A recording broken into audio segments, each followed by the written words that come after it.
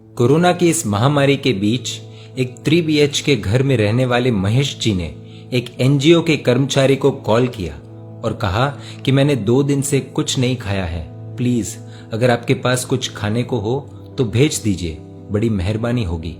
वह NGO का कर्मचारी तुरंत 2 टाइम का खाना लेकर निकल पड़ा।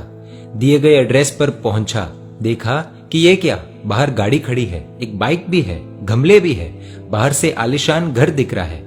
कर्मचारी ने फोन किया और पूछा, मुझे आपका घर मिल नहीं रहा, कृपया बाहर आएंगे, मैं उसी गली में खड़ा हूं और शायद गलत घर पर आ गया हूं। फोन पर महेश जी बोले कि भैया प्लीज बाहर खड़े मत रहिए, कोई देख लेगा, अंदर आ जाइए, आप सही घर के बाहर खड़े हो। कर्मचारी का नाम सतीश। महेश भाई ने दरवाजा खोला, सतीश अंदर गया और देखा कि इतना जबरदस्त घर है, इतना बड़ा टीवी और दिखने में रॉयल घर। एकाएक सतीश को बहुत गुस्सा आ गया और बिना कुछ जानकारी लिए चिल्लाना शुरू कर दिया कि आपको शर्म नहीं आती? महामारी फैल रही है, लोगों की जान खतरे में है, हजारों लोग गरीबों के लिए मुफ्त में खाना भेज रहे हैं और आप इतने अमीर होने के बावजूद फोन करके खाना मंगवा रहे हो।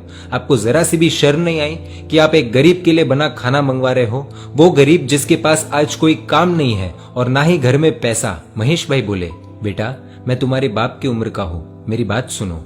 सतीश बोला, अब सुनने को क्या रह गया है, आप अमीर लोगों की वजह से ही दिक्कतें बढ़ रही है समाज में।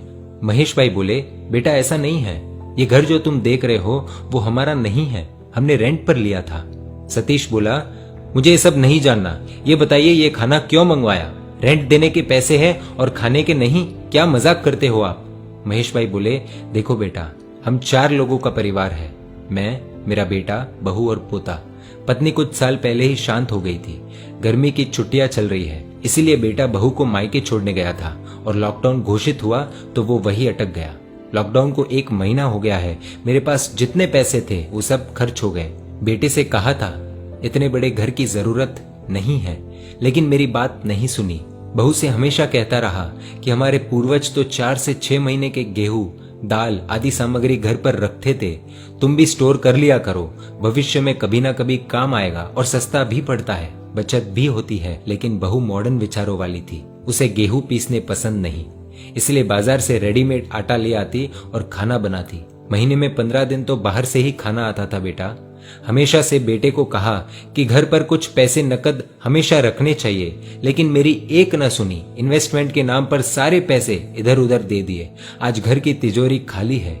बेटे को कहा था कि बाइक है तो कार की क्या जरूरत है, लेकिन बेटा नहीं माना, EMI पर कार खरीद ली। पोते को साधारण स्कूल में डालने को कहा तो बेटे और बहू ने हंगामा खड़ा कर दिया। एजुकेशन लोन लेकर बड़ी स्कूल में डाला।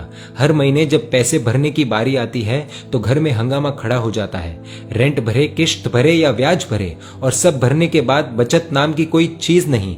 शॉपिंग के नाम पर क्रेडिट कार्ड से अनगिनत कपड़े खरीदे, और जब पैसे भरने की बारी आती है तो घर में फिर हंगामा होता है।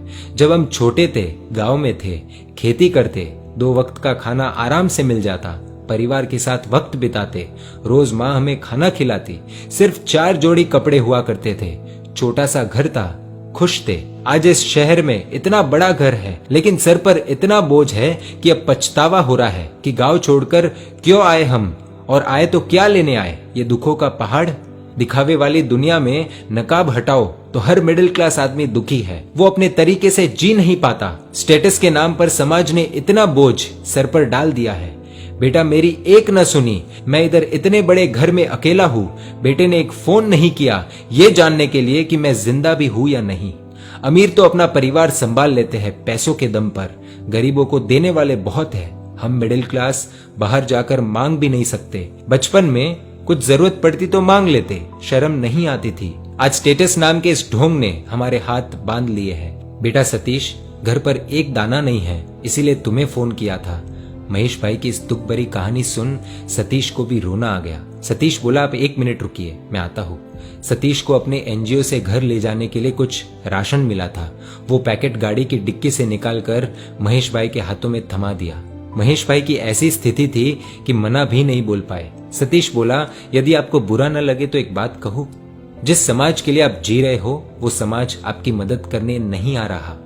शर्म के पर्दे ने न जाने कितनों के हाथ बांध लिए हैं, और क्या पता आपके अड़ोस पड़ोस में कोई और आपके जैसा होगा तो। दोस्तों, भारतीय संस्कृति जैसी कोई संस्कृति नहीं। यह काल्पनिक कहानी कई परिवारों की हकीकत भी हो सकती है। यदि आपकी भी ऐसी स्थिति है तो खुलकर अपने अड़ोस पड़ोस में मदद मांगिए, और यदि आपके आसपास कोई ऐसा है तो उनकी मदद कीजिए। इस कहानी से क्या सीख मिली कमेंट कर हमें बताएं, और सब मिडिल क्लास लोगों तक इस कहानी को पहुंचाने के लिए इस वीडियो को शेयर कीजिए, और ऐसी कहानियों के लिए emotional video stories page like कर दीजिए।